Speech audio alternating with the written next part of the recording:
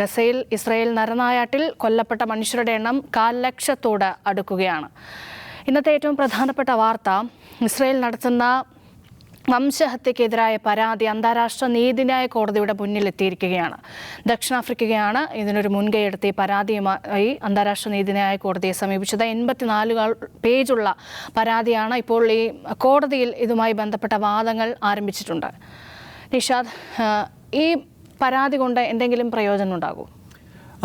പരാതി കൊണ്ട് പ്രയോജനം ഉണ്ടാവുമെന്ന് ചോദിച്ചാൽ, ഒന്നാമത്തെ കാര്യം രേഷ്മ, മാനവരാശി എന്ന് പറയുന്ന ആശയത്തിന് എന്തെങ്കിലും ഒരു പ്രസക്തി ഉണ്ടെങ്കിൽ അത് അവശേഷിക്കുന്നുണ്ടെങ്കിൽ അന്താരാഷ്ട്ര നീതിന്യായ കോടതി ഈ യുദ്ധക്കുറ്റകൃത്യം തൽക്കാലത്തേക്ക് നിർത്തിവെക്കണമെന്നൊരു ഉത്തരവിടേണ്ടതാണ്. അത് സംഭവിക്കുമെന്നാണ് നമ്മൾ നോക്കുന്നത്. ഇത് വളരെ സങ്കീർണമായൊരു പ്രക്രിയയാണ്. ഒരുപക്ഷെ ഒരുപാട് കാലം എടുത്തേക്കാം ഇതിനകത്തൊരു അന്തിമമായ വിധി വരാൻ. വർഷങ്ങൾ തന്നെ ഒരുപക്ഷെ എടുത്തേക്കാം. യുദ്ധക്കുറ്റമാണോ ഇസ്രായേൽ നടത്തിയത് എന്ന ചോദ്യത്തിന് ഉത്തരം കിട്ടാൻ. പക്ഷേ ഇതിപ്പോൾ ഈ ചെയ്തുകൊണ്ടിരിക്കുന്ന വാർ ക്രൈം ഉണ്ട്, അല്ലെങ്കിൽ ഈ ഉന്നയിക്കപ്പെടുന്ന ആരോപണങ്ങൾ, ദക്ഷിണാഫ്രിക്ക ഫയൽ ചെയ്തിരിക്കുന്ന ഈ പരാതിയിലെ ആരോപണങ്ങൾ വിശ്വസനീയമാണ് എന്ന് പാനലിന് തോന്നുകയും അതുകൊണ്ട് തൽക്കാലം ഇപ്പോഴത്തെ യുദ്ധ നടപടികൾ നിർത്തിവെക്കണമെന്നോ കൂടുതൽ സഹായം എത്തിക്കണമെന്നോ അല്ലെങ്കിൽ അവിടേക്ക് കടത്തിവിടുന്ന ട്രക്കുകളുടെ പരിശോധനയിൽ ഇസ്രായേലിനെ മാറ്റി നിർത്തിയ ഒരു സ്വതന്ത്ര സംവിധാനം വേണമെന്നോ പോലെയുള്ള എന്തെങ്കിലും റിലാക്സേഷൻ പ്രഖ്യാപിച്ചിട്ടുണ്ടെങ്കിൽ അതാണ് എല്ലാവരും ഉറ്റുനോക്കുന്ന കാര്യം. അത് സംഭവിക്കുന്നു. അന്തിമമായ വിധിയൊന്നും ഇപ്പോൾ വരാനുള്ള ഒരു സാധ്യതയുമില്ല. അപ്പോൾ നമ്മൾ നോക്കുമ്പോൾ ഇതിപ്പോൾ ഇസ്രായേലിനെ സംബന്ധിച്ച് ഇസ്രായേലിന് വലിയ നെഞ്ചിടിപ്പ് ഉണ്ടാക്കുന്ന ഒരു കാര്യമാണ് ഇപ്പോൾ നടക്കുന്ന ഈ ICJ പ്രോസസ്സ്. കാരണം ഇസ്രായേൽ തന്നെ വിചാരിക്കുന്നു നമ്മൾ ഒരുപാട് സ്വയംകൃതാനർത്ഥങ്ങൾ ഉണ്ടാക്കി വെച്ചിട്ടുണ്ട്, അപകടങ്ങളെന്ന്. കാരണം ഇവരുടെ ഈ യുദ്ധം തുടങ്ങി 3 മാസം പിന്നിടുന്ന കാലത്ത് ഇസ്രായേൽ എടുത്തിരിക്കുന്ന നടപടികൾ, ഇസ്രായേലിൻ്റെ ഭാഗത്തു നിന്നുള്ള സ്റ്റേറ്റ്മെൻറ്റ്സ്, ഇസ്രായേൽ നടത്തിയിട്ടുള്ള ആക്രമണങ്ങൾ, ഇതെല്ലാം വരിവരിയായി നിരത്തി വെച്ചിട്ടാണ് ഈ പരാതി അവർ കംപ്ലയിൻ്റ് ഇരിക്കുന്നത്. അതാണ് ഇന്നിപ്പോൾ അവരവിടെ അവതരിപ്പിക്കുകയും ചെയ്യുന്നത്. അതിൽ തന്നെ ഇസ്രായേലിന് ഗസയിൽ ഒരു വംശഹത്യ നടപ്പിലാക്കാൻ പദ്ധതിയുണ്ട് എന്ന് സ്ഥാപിക്കുന്ന നിരവധി സ്റ്റേറ്റ്മെൻറ്റ്സ് അവർ കോട്ട് ചെയ്തിട്ടുണ്ട്. ഇതിനെ ഞങ്ങളൊരു നരകഭൂമിയാക്കുമെന്ന് ഇസ്രായേലിലെ പ്രധാനപ്പെട്ട ആളുകൾ പറയുന്നത്. ഇവിടെയുള്ള ആളുകൾ മുഴുവൻ ആനിമൽസ് ആണ് എന്ന് പറയുന്നത്. അവിടെ ഞങ്ങൾ അണുബോംബിടുന്നത് ആലോചിച്ചുകൊണ്ടിരിക്കുകയാണെന്ന് പറയുന്നത്. ഗസയിൽ മനുഷ്യരില്ല, എല്ലാവരും ശത്രുക്കളാണ്, അല്ലെങ്കിൽ അവിടെ സിവിലിയൻസ് ഉണ്ട് എന്ന് ഞങ്ങൾ വിചാരിക്കുന്നതേ ഇല്ല എന്ന് നെതന്യാഹു മുതൽ ഇങ്ങോട്ടുള്ള മന്ത്രിമാർ പറഞ്ഞിട്ടുള്ള മുഴുവൻ പരാമർശങ്ങൾ എടുത്ത് കോട്ട് ചെയ്തിട്ടാണ് ഈ കംപ്ലയിൻറ്റ് ഫയൽ ചെയ്തിരിക്കുന്നത്. ഇന്നും കൂടി ഒരു MP പറഞ്ഞിട്ടുണ്ട് അവരെ മുഴുവൻ അവിടെ നിന്ന് ഒഴിവാക്കുകയല്ലാതെ, പുറത്താക്കല്ലാതെ വേറൊരു മാർഗ്ഗമില്ലാന്ന്. അപ്പോൾ അതിൽ ചൂണ്ടിക്കാണിച്ചിരിക്കുകയാണ് ഇത് വംശഹത്യാ പദ്ധതി അല്ലാതെ മറ്റെന്താണ്. ഇവരുടെ ഉദ്ദേശം ഈ പരാമർശങ്ങളിൽ വ്യക്തമാണെന്ന് ചൂണ്ടിക്കാണിച്ചിരിക്കുകയാണ്. രണ്ടാമത്തേത്, അവിടെയുള്ള സ്കൂളുകൾ, ഹോസ്പിറ്റലുകൾ, മറ്റെല്ലാ സംവിധാനങ്ങളും ആസൂത്രിതമായി തകർക്കുകയാണ്. എന്ന് വെച്ചാൽ ഒരു ജനത അവിടെ താമസിക്കാനേ പാടില്ല. ഒരു സാധാരണ ജനതയ്ക്ക് താമസിക്കാൻ ഒന്നും ബാക്കി ഉണ്ടാവരുതെന്ന ഉദ്ദേശത്തോടുകൂടി യുദ്ധത്തിൻ്റെ ആവശ്യത്തിനല്ലാതെ പോലും അനാവശ്യമായി കെട്ടിടങ്ങൾ തകർക്കുന്നു. അതിൽ സ്കൂളുകളും ആശുപത്രികളും അടക്കമുള്ളവയുണ്ട്. ആശുപത്രികൾ ആക്രമിച്ചതിന് ഏതെങ്കിലും തരത്തിലുള്ള നീതീകരണം കൊണ്ടുവരാൻ ഇവർക്ക് കഴിഞ്ഞിട്ടില്ല. ഇത് ജനീവ കൺവെൻഷൻ്റെ, ജനോസൈഡ് കൺവെൻഷൻ്റെ ഇവർ ഒപ്പുവെച്ചിരിക്കുന്ന കരാറിൻ്റെ എതിർഭാഗത്ത് നിൽക്കുന്ന കാര്യമാണ്. മറ്റൊന്ന്, അവിടെ ആക്രമണം നടത്തുന്ന ഇസ്രായേലി സൈനികർ അവർ തന്നെ ഷൂട്ട് ചെയ്ത് പുറത്തുവിടുന്ന വീഡിയോ ഫൂട്ടേജുകൾ ഇവർ ഇതിനകത്ത് അറ്റാച്ച് ചെയ്തിട്ടുണ്ട്. അതിൽ തന്നെ പറയുന്നുണ്ട് ഞങ്ങൾ കുട്ടികളെ കൊല്ലുന്നുണ്ട്, ഇന്ന് കുട്ടികളെ കിട്ടിയില്ല, ഇന്നലെ നല്ല ദിവസമായിരുന്നു പറയുന്നുണ്ട്. പിന്നെ വീടുകളും കടകളും നശിപ്പിക്കുന്നതിൻ്റെ, അതിൽ ആഘോഷിക്കുന്നതിൻ്റെ. അപ്പോൾ ടെററിസ്റ്റുകളെ തേടിയാണ് പോകുന്നത് പറയെങ്കിലും സാധാരണക്കാരെ കൊല്ലുന്നതിൻ്റെ, ഒരു പള്ളിയിൽ അഭയം തേടിയ അമ്മയും മക്കളെയും ക്ലോസ് റേഞ്ചിൽ വെടിവെച്ച് കൊന്നതിൻ്റെ, അപ്പോൾ ആളുകളെ വെറുതെ കൊല്ലുന്നതിന് തുടങ്ങിയിട്ടുള്ള വിശദാംശങ്ങൾ അതിൽ രേഖപ്പെടുത്തിയിട്ടുണ്ട്. അപ്പോൾ ഇസ്രായേൽ ഒഫീഷ്യൽസ് തന്നെ വിചാരിക്കുന്നു ഇതൊക്കെ നമ്മൾക്ക് പറ്റിപ്പോയിട്ടുള്ള അബദ്ധമാണ്, ഇത് ഇൻ്റർനാഷണൽ കോർട്ട് ഓഫ് ജസ്റ്റിസിൽ വരുമെന്നും നമുക്ക് എന്തെങ്കിലും ഒരു തിരിച്ചടി ഉണ്ടാവുമെന്നും വിചാരിക്കാതെ നമ്മൾ കുറേ പരിധി കവിഞ്ഞ കാര്യങ്ങൾ ചെയ്തു. അതിൽ നെതന്യാഹു മുതലുള്ള മന്ത്രിമാർ നടത്തിയിട്ടുള്ള പ്രതികരണങ്ങൾ പലതും പ്രശ്നമാണ്. അപ്പോൾ ഇതൊക്കെ ഇത് സന്ദർഭത്തിൽ നടത്തിയെടുത്തിട്ടുള്ള ഒന്നാണ്, ഇതൊന്നും അല്ല ഞങ്ങൾ നടപ്പിലാക്കിയിട്ടുള്ളത്. ഇസ്രായേലിനെ ഇപ്പോൾ ഒരു വലിയ രാജ്യം വംശഹത്യാ പദ്ധതി ഉണ്ടായിരുന്നെങ്കിൽ ഞങ്ങൾക്ക് ഇതിനേക്കാൾ മുമ്പ് തീർക്കാൻ പറ്റുമായിരുന്നു. ദുരാരോപണങ്ങളാണെന്നൊക്കെ സ്ഥാപിക്കാനായിരിക്കും അവർ ശ്രമിക്കുക. പക്ഷേ ഒറ്റ നോട്ടത്തിൽ ലോകത്തേത് യുക്തിസഹമായ നോട്ടമുള്ള മനുഷ്യർക്കും കണ്ടെത്താൻ കഴിയുമല്ലോ ഇത് നടക്കുന്ന വംശഹത്യയാണ്, ഇത് സിവിലിയൻസ് നേരെയുള്ള വലിയ അറ്റാക്കാണെന്ന്. മറ്റൊന്ന്, അവിടെ ഭക്ഷണം എത്തിക്കുന്നതിൽ തടസ്സം വരുത്തുന്നു. എന്ന് വെച്ചാൽ മതിയായ സഹായം എത്തിക്കണമെന്ന് UN റെസൊല്യൂഷൻ ഉണ്ടായിട്ട് കൂടി ഇസ്രായേലാണ് എല്ലാം തീരുമാനിക്കുന്നത്. അവിടെയൊക്കെ ഒരു 10 കണ്ടെയ്നർ വരികയാണെങ്കിൽ കണ്ടെയ്നർ പരിശോധിക്കാനുള്ള ഉത്തരവാദിത്വം ഇസ്രായേലിനാണ്. ഇസ്രായേലിൻ്റെ പരിശോധന കഴിഞ്ഞ് പൂർത്തിയായി പുറത്തു പോകുമ്പോൾ 1.5 ട്രക്കിനുള്ള സാധനം ഉണ്ടാവുള്ളൂ, ബാക്കി മുഴുവൻ തടഞ്ഞു വയ്ക്കും. എന്തിനാണ്? വിശപ്പ് ഒരു ആയുധമാക്കുകയാണ് ആളുകളെ. അപ്പോൾ കുഞ്ഞുങ്ങൾ പട്ടിണി കൊണ്ട് വിലപിക്കുന്നതിൻ്റെ, ഭക്ഷണം കിട്ടാതെ കരയുന്നതിൻ്റെ വീഡിയോസ് നമ്മൾ എല്ലായിടത്തും കണ്ടുകൊണ്ടിരിക്കുകയാണ്. ഈ സംഗതികളൊക്കെ കോടതിയുടെ മുമ്പ് വരികയും കോടതി നോക്കുകയും ചെയ്താൽ അവർക്ക് അത് തിരിച്ചടി ഉണ്ടാക്കും. അപ്പോൾ ഇസ്രായേൽ തന്നെ വിചാരിക്കുന്നു ഇതിനകത്തൊരു പ്രശ്നം ഉണ്ടാവുമെന്ന്. അപ്പോൾ ഇതുകൊണ്ട് ഇപ്പോൾ ഒരു തീരുമാനം ഉണ്ടാവുമെന്ന് ചോദിച്ചാൽ നാളെ നിങ്ങൾ യുദ്ധം അവസാനിപ്പിക്കണം എന്ന് പറഞ്ഞാൽ ഇസ്രായേൽ അവസാനിപ്പിക്കണമെന്നില്ല. കാരണം ഇസ്രായേൽ ഒരുപാട് UN റെസൊല്യൂഷൻസ് തള്ളിക്കളഞ്ഞിട്ടുള്ള, ലോകരാഷ്ട്രങ്ങളുടെ താല്പര്യങ്ങളും നിർദ്ദേശങ്ങളും തള്ളിക്കളഞ്ഞിട്ടുള്ള, ഒരു ലോക കരാറും അംഗീകരിക്കാത്ത ഒരു രാഷ്ട്രമാണ്. ആ രാഷ്ട്രം അങ്ങനെയാണ് പോകുന്നത്. അതിന് അമേരിക്കയുടെ പിന്തുണയുണ്ട്. അപ്പോൾ നാളെ അവർ നിർത്തണം എന്ന് പറഞ്ഞാൽ ഇവർക്ക് നിർത്തണം എന്നൊന്നുമില്ല. അത് പിന്നെ സംഭവിക്കാൻ പോകുന്നത് അത് എന്താ പറയുന്നത്, UN സെക്യൂരിറ്റി കൗൺസിലേക്ക് പോകും. UN സെക്യൂരിറ്റി കൗൺസിലിൽ പോയാൽ സ്വാഭാവികമായിട്ടും വീറ്റോ ചെയ്യാൻ അമേരിക്ക അവിടെ ഇരിപ്പുണ്ട്. ഇത് പക്ഷേ ഇങ്ങനൊരു ഒരു ഒരു ഒരു വിധി വരിക എന്ന് പറഞ്ഞാൽ ഇസ്രായേലിനെ സംബന്ധിച്ച് നയതന്ത്രപരമായ ഭയങ്കര തിരിച്ചടി അവർക്ക് ഉണ്ടാക്കുന്ന ഒന്നാണ്. കാരണം ഇസ്രായേൽ ഒരു യുദ്ധ കുറ്റവാളി രാജ്യമാണെന്ന് അന്താരാഷ്ട്ര കോടതി ഉത്തരവ് പറയുക, അല്ലെങ്കിൽ അങ്ങനെ ഒരു തീർപ്പിലേക്ക്, അങ്ങനെ ഒരു ഒരു ഒരു ഇടക്കാല ഉത്തരവിലേക്ക് അന്താരാഷ്ട്ര കോടതി എത്തുന്നത് ഇസ്രായേലിനെ സംബന്ധിച്ച അക്സെപ്റ്റൻസിനെ നയതന്ത്രപരമായൊക്കെ അതിന് വലിയ തിരിച്ചടി ഉണ്ടാക്കും. അപ്പോൾ അതിൽ വന്നിരിക്കുന്ന ജഡ്ജിമാരുടെ മൊത്തം പാനലിൻ്റെ കണക്കൊക്കെ എടുത്തിട്ട് അവരുടെ ഇപ്പം ടൈംസ് ഓഫ് ഇസ്രായേലിൽ ഒരു ലേഖനം വന്നിട്ടുണ്ട്. അതിൽ അവർ ചൂണ്ടിക്കാണിക്കുന്ന കാര്യങ്ങളുണ്ട്. ഓരോ ഇന്ത്യയിൽ നിന്ന് വന്നിട്ടുള്ളവർ, റഷ്യയിൽ നിന്ന് വന്നിട്ടുള്ളവർ. അപ്പോൾ വന്നിട്ടുള്ള ജഡ്ജിമാരിൽ മഹാഭൂരിപക്ഷവും ഇസ്രായേലിൻ്റെ ഇപ്പോൾ ചെയ്തികൾക്കെതിരായിട്ട് നിൽക്കുന്ന രാജ്യങ്ങളിൽ നിന്ന് വരുന്ന ജഡ്ജിമാരാണ്.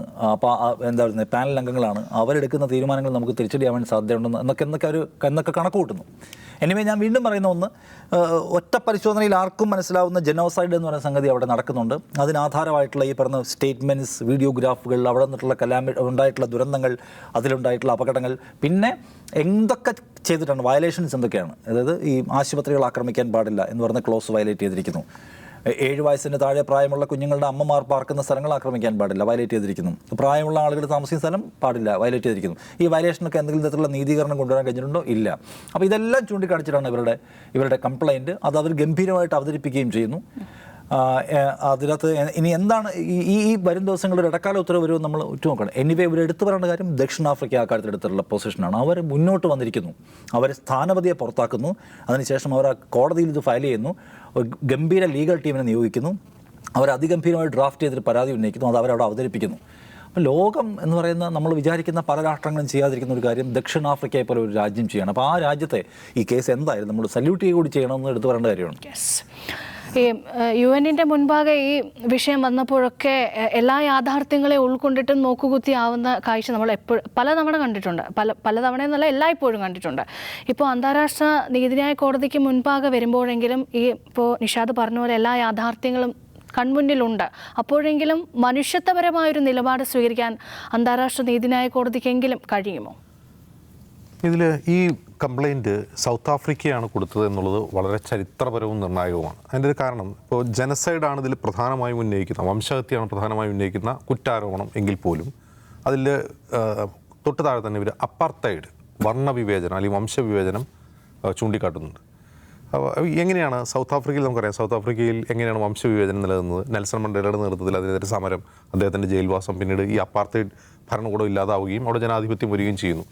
അത് നമ്മൾ കണ്ടതാണ്. അപ്പോൾ അപ്പാർത്തൈഡ് നിലനിന്ന സമയത്ത് ദക്ഷിണാഫ്രിക്കയെ മറ്റ് ലോകരാജ്യങ്ങൾ മുഴുവൻ ബോയ്ക്കോട്ട് ചെയ്തിരിക്കുകയായിരുന്നു. ദക്ഷിണാഫ്രിക്കയുടെ ക്രിക്കറ്റ് ടീമിന് ഇൻ്റർനാഷണൽ വേൾഡ് കപ്പിൽ കളിക്കാൻ പറ്റില്ലായിരുന്നു. അപ്പാർത്തൈഡ് ഇല്ലാത്തതിന് ശേഷമാണ് സൗത്ത് ആഫ്രിക്ക കളിച്ചു തുടങ്ങുന്നത്. പിന്നീട് 92 മറ്റാണെന്ന് തോന്നുന്നു, എൻ്റെ ഓർമ്മ ശരിയാണെങ്കിൽ. അപ്പോൾ ഒരു ലോകം ഒറ്റപ്പെടുത്തുകയാണ്, ഒരു അപ്പാർത്തൈഡ് ഭരണകൂടത്തെ, ഒരു അപ്പാർത്തൈഡ് രാജ്യത്തെ ലോകം ഒറ്റപ്പെടുത്തുകയാണ് അന്ന് ചെയ്തത്. ആ ഒറ്റപ്പെടൽ ഇല്ലാതാവുന്നത് ആ അപ്പാർത്തൈഡ് ഭരണകൂടം ഇല്ലാതായി അവിടെ ജനാധിപത്യം വരുമ്പോഴും അവിടെ വർണ്ണവിവേചനം ഇല്ലാതാവുമ്പോഴാണ്. എങ്ങനെയാണ് ഈ ഫലസ്തീൻ എന്ന് പറയുന്ന രാജ്യം ഇന്ന് നിലവിൽ ഒരു അപ്പാർത്തൈഡ് രാജ്യമായി മാറുന്നതെന്ന് ചോദിച്ചാൽ, ഇസ്രായേൽ എന്ന് പറയുന്ന രാജ്യം ഇല്ല. നമ്മൾ മനസ്സിലാക്കേണ്ടത് ഫലസ്തീൻ എന്ന് പറയുന്ന ഒരു രാജ്യം അവിടെ ഉണ്ടായിരുന്നു. അവിടേക്ക് ലോകത്ത് നിന്ന് കുറേ അധികം ആളുകൾ വന്ന് അവിടെ ഒരു സർക്കാരുണ്ടാകുന്നു, അവിടുത്തെ തദ്ദേശവാസികൾ അവർ ആട്ടി പുറത്താക്കുന്നു, കുറേ അധികം പേര് അവിടെ നിലനിർത്തുന്നു, കുറേ പേരെ ഓടിച്ച് പുറത്താക്കുന്നു. എന്നിട്ട് അവർ അവരുടെ ഒരു ഭരണകൂടം സ്ഥാപിക്കുന്നു. ആ ഭരണകൂടം സ്ഥാപിച്ച് അത് ഈ കഴിഞ്ഞ 48 വർഷവും അല്ല ഈ കഴിഞ്ഞ 48 മുതൽ ഈ 2024 വരെയുള്ള വർഷം പരിശോധിച്ച് കഴിഞ്ഞാൽ അവർ സിസ്റ്റമാറ്റിക്കായിട്ട്, അതായത് ഒരു സിസ്റ്റം കൊണ്ടുവരുന്നു. ആ സിസ്റ്റമാറ്റിക്കായിട്ട് അവരെ എക്സ്ക്ലൂഡ് ചെയ്യുന്നു, അവിടെയുള്ള തദ്ദേശീയരെ എക്സ്ക്ലൂഡ് ചെയ്യുന്നു. ഏതാണ്ട് 2 വർഷം മുമ്പ് അവരൊരു പുതിയ നിയമം, 3 വർഷം മുമ്പ് ഒരു പുതിയ നിയമം കൊണ്ടുവന്നു. ഇതൊരു എക്സ്ക്ലൂസീവ് ജ്യൂസ് സ്റ്റേറ്റ് ആണ്. അതായത് ഈ രാജ്യം ജ്യൂസിന് വേണ്ടിയുള്ളതാണ് എന്നവർ സ്വയം പ്രഖ്യാപിക്കുക മാത്രമല്ല, അവിടെയുള്ള തദ്ദേശവാസികൾ മുഴുവൻ വേർതിരിക്കുന്നു. എല്ലാ അർത്ഥത്തിലും, സാമ്പത്തികമായി, സാമൂഹികമായി, ഭാഷാപരമായി എല്ലാ അർത്ഥത്തിലും അവരെ വേറെയാക്കുന്നു. അവിടെ നിന്ന് ഓടിച്ചുവിട്ട ആൾക്കാരെ പോയി ഉപരോധിക്കുന്നു, സീസ് ചെയ്യുന്നു. പിന്നീട് വീണ്ടും അവർ താമസിക്കുന്ന സ്ഥലത്തേക്ക് വീണ്ടും അവർ കയ്യേറ്റം തുടർന്നുകൊണ്ടേയിരിക്കുന്നു. അപ്പോൾ ഒരു സിസ്റ്റമാറ്റിക്കായിട്ടുള്ള ഒരു അപ്പാർത്തൈഡ് നിലനിൽക്കുന്നൊരു രാജ്യമാണ് ഫലസ്തീൻ. അതിന് ഇസ്രായേൽ എന്ന് പറഞ്ഞാൽ ഇസ്രായേലിനൊരു ഭരണകൂടമായിട്ട് കണ്ടുകൊണ്ട് രാജ്യം ഫലസ്തീനാണെങ്കിൽ അവിടെ ഫലസ്തീനികൾക്കെതിരെ അവർ സിസ്റ്റമാറ്റിക്കായിട്ട് അപ്പാർത്തൈഡ് നടത്തുമെന്ന് ഈ പറയുന്ന ഇവരുടെ കംപ്ലയിൻറ്റിൽ കൃത്യമായി ചൂണ്ടിക്കാട്ടുന്നു. അത് അവതരിപ്പിച്ചുകൊണ്ട് സൗത്ത് ആഫ്രിക്കയുടെ ഒരു അറ്റോർണി ഒരു പേര് ആദില ഹസീം അവർ ഒരു നല്ല രസമുള്ളൊരു പ്രസംഗമാണ് നടത്തിയത്. ഒരു ദീർഘമായ പ്രസംഗം മീൻസ് വാദം. അപ്പോൾ ഒരു വശത്ത് ജനസൈഡ്, നിഷാദ് വിശദീകരിച്ചു എങ്ങനെയാണ് ജനസൈഡ് നടക്കുന്നത് എന്നുള്ളത്. അത് വംശഹത്യ തന്നെയാണ് എന്ന് ആർക്കും സംശയം ഉണ്ടായിട്ടൊന്നുമല്ല. അത് വംശഹത്യയല്ലെന്ന് തോന്നൽ ആളുകൾക്ക് ഉണ്ടാവാത്തതുകൊണ്ടല്ല, പക്ഷെ വംശഹത്യ ആണ് എന്ന് ലീഗലി ബൈൻഡ് ആയിട്ടുള്ള ഒരു നിരീക്ഷണം ആ കോടതിയിൽ നിന്നത്. നിരീക്ഷണം പോലും വേണ്ട. അതായത് ഇപ്പോൾ സൗത്ത് ആഫ്രിക്ക നടത്തുന്ന വാദം, ആ വാദത്തിൽ ഒരു പ്ലോസിബിലിറ്റി, അതായത് എന്താ പറയുക, പ്രഥമ ദൃഷ്ട്യാ ഇത് ജനസൈഡ് ആണെന്ന് തോന്നലുണ്ടാക്കുന്ന ഒരു പരാമർശം ICJയിൽ നിന്ന് വന്നാൽ പോലും അത് വലിയ തിരിച്ചടിയാണ് ഇസ്രായേലിനുണ്ടാക്കുക. അതിൻ്റെ ഒരു കാരണം, ആ തിരിച്ചടി എന്താണെന്ന് വെച്ചാൽ, ഇപ്പോൾ നിങ്ങൾ ഇത്ര നാളും ചെയ്ത് യുദ്ധക്കുറ്റമല്ലേ എന്ന് ഇസ്രായേലിനെ എതിർക്കുന്ന രാജ്യങ്ങൾ, ഇസ്രായേലിനെ എതിർക്കുന്ന രാഷ്ട്രീയക്കാർ, ഇസ്രായേലിനെ എതിർക്കുന്ന ആക്ടിവിസ്റ്റുകളൊക്കെ ചോദിച്ചുകൊണ്ടിരിക്കുന്നുണ്ട്. ലേഖനങ്ങൾ വരുന്നുണ്ട്, നിരവധി ഗവേഷണങ്ങളുണ്ട്, നിരവധി ലേഖനങ്ങളെല്ലാം വന്നിട്ടുണ്ട്. ഇത് ജനസൈഡാണ്, ഇത് അപ്പാർത്തൈഡാണെന്ന് ആളുകൾക്ക് മനസ്സിലായിട്ടുണ്ട്. ആളുകൾക്ക് മനസ്സിലാവുക എന്നുള്ളതല്ല പ്രധാനം, ഇത് ജനസൈഡാണെന്ന് സ്ഥാപിക്കേണ്ട. ഇസ്രായേൽ ഇതുവരെ അവരുടെ ഇതുവരത്തുള്ള 7 പതിറ്റാണ്ട് നീണ്ട അവരുടെ എക്സിസ്റ്റൻസിൽ അവർ ചെയ്തതിൽ ചിലതെല്ലാം വംശഹത്യാ സ്വഭാവമുള്ളതാണ് ഒരു നിരീക്ഷണം പോലും വന്നാൽ ഉണ്ടാകുന്ന അപകടം എന്താണ്, ഇസ്രായേലിൽ ഉണ്ടാകുന്ന അപകടം എന്താണെന്ന് വെച്ചാൽ, ഇങ്ങനെ നിരീക്ഷണം നടത്തപ്പെട്ട ഒരു രാജ്യം, അതായത് സൗത്ത് ആഫ്രിക്കയെ പോലെ അപ്പാർത്തൈഡ് രാജ്യം, അല്ലെങ്കിൽ ഹിറ്റ്ലറുടെ ജർമ്മനി പോലെ വംശഹത്യ നടത്തുന്ന ഒരു രാജ്യമാണ് ഇസ്രായേൽ എന്നൊരു പരാമർശം ICJയിൽ നിന്ന് വന്നു കഴിഞ്ഞാൽ അത് രേഖപ്പെടുത്തപ്പെട്ടു. ഈ രേഖപ്പെടുത്തപ്പെട്ട ഒരു രാജ്യത്തോട് ഒരു ഡിപ്ലോമാറ്റിക് റിലേഷൻ എന്ന് പറഞ്ഞാൽ, ഇപ്പോൾ ഇസ്രായേൽ ഭയക്കുന്നത് എന്താണെന്ന് വെച്ചാൽ, അത് അമേരിക്കയും ഞങ്ങളെ പിന്തുണയ്ക്കുന്ന മറ്റ് പാശ്ചാത്യ രാജ്യങ്ങളും അവരുടെ സമീപനം മാറ്റാൻ നിർബന്ധിതരാകും. കാരണം അവർക്ക് അതിനപ്പുറം പോകാൻ കഴിയില്ല.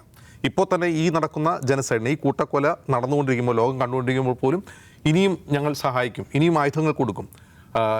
ആന്റണി ബ്ലിങ്കൻ നിരന്തരം ടൂർ നടത്തുന്ന തെല്ലവീവിലേക്ക്, മറ്റ് പാശ്ചാത്യ രാജ്യങ്ങളുടെ വിദേശകാര്യമന്ത്രിമാർ തെല്ലവീവിലെത്തി ഇവർക്ക് പിന്തുണ പ്രഖ്യാപിക്കും. അതൊക്കെ നടന്നുകൊണ്ടിരിക്കുമ്പോൾ ഇനി അത് സാധ്യമല്ലാതെ വരും.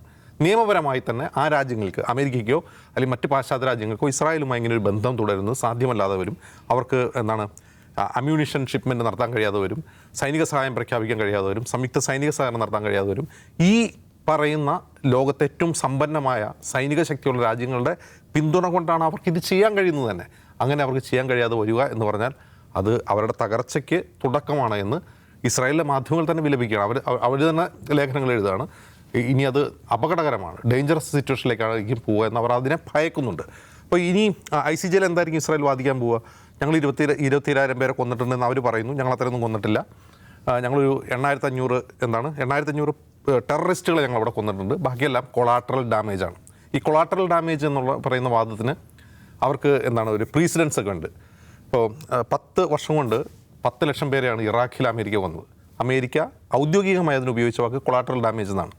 കൊളാട്രൽ ഡാമേജ് എന്ന് പറഞ്ഞാൽ ഏതെങ്കിലും ഒരു ടാർഗറ്റിനെ കേന്ദ്രീകരിച്ച് നടത്തുന്ന ആക്രമണത്തിൽ അതിൻ്റെ കൂടെ സംഭവിക്കുന്ന പരിസര നഷ്ടം, അങ്ങനെ എന്തെങ്കിലും പറയാം. മലയാളത്തിലെ വാക്കുണ്ടോ എന്ന് അറിയില്ല. അപ്പോൾ അതാണ്.